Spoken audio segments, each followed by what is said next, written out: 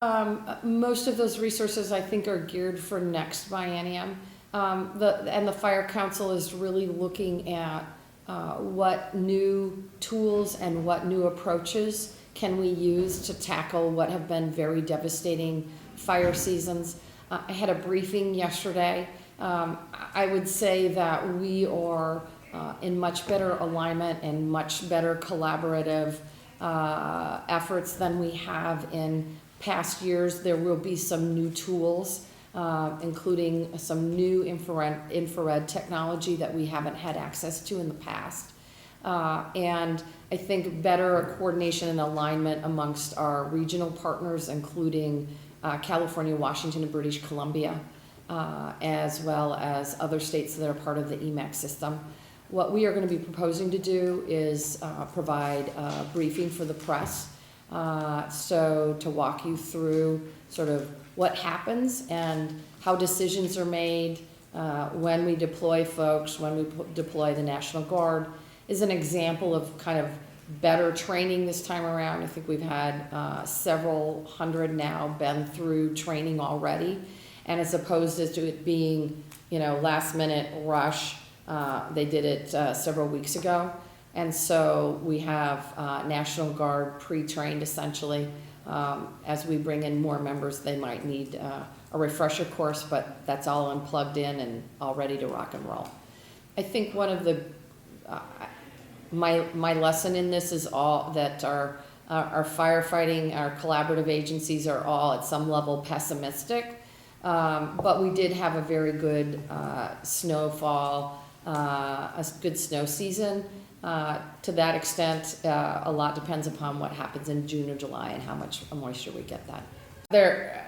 They say if we get too much rain, we have too much underbrush that grows, and so you're going to have your chances of your wildfire grow, and if we don't have enough rain, it's drought and you've got wildfire. So that's my, I gave Doug a hard time about that yesterday. So generally speaking, we are in better shape in terms of moisture at this time this year than we were last year.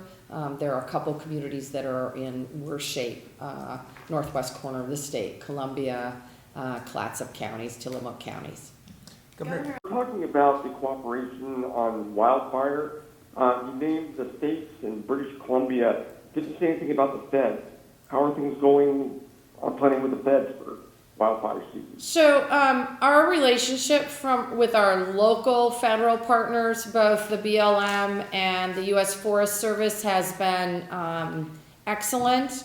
As you probably know, our lesson from the Chetco Bar Fire to the Klondike Fire last year was much better alignment.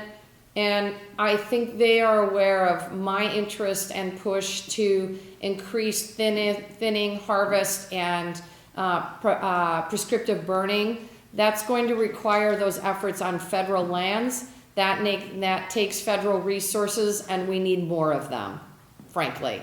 And we're going to continue to advocate. I'm going to work with my governors, Republican and Democrat in the West, to continue to push for more resources at the local level. But I believe we have over 1 million acres between Oregon and Washington that has been through the environmental process that is ready for thinning and harvesting, and what's lacking is the bodies, the people power to make that happen, and that takes resources. The event is, we're not quite into summer yet, although it feels like the last couple of days. What is going on the ground right now in terms of the State Department to prepare for fire season? So, for example, my bringing everyone together yesterday, it highlighted sort of the new technologies, the new tools that will be available in terms of identifiers. For example, DEQ has more extensive cameras to identify particulate matter in communities around the state, so folks can get that information in more communities around the state. I mentioned infrared technology, which we used, as I recall, on the Eagle Creek fire, but This is newer technology, and I think it will be much more effective in terms of ascertaining fires post lightning strikes, which has been a huge challenge. These types of technologies will help us identify fires sooner and put them out sooner, obviously. What is concerning to me, Gary, and I can get you the numbers, but of the fires we've had so far this year, a large portion of them have been human caused, and that's really just concerning to me, and I can get those numbers for you. You mentioned again our planning things, infrared and things like that. What is the state foresters and state folks doing right now in terms of the snow has stopped, the rain has kind of stopped. We have a little window here before the fire season starts. What sort of efforts are being made out in the field? Well, other than training and coordinating efforts regionally, I don't know that I can answer that, but we have had a number of fires already that have been tackled early on, and I can get you those numbers right away.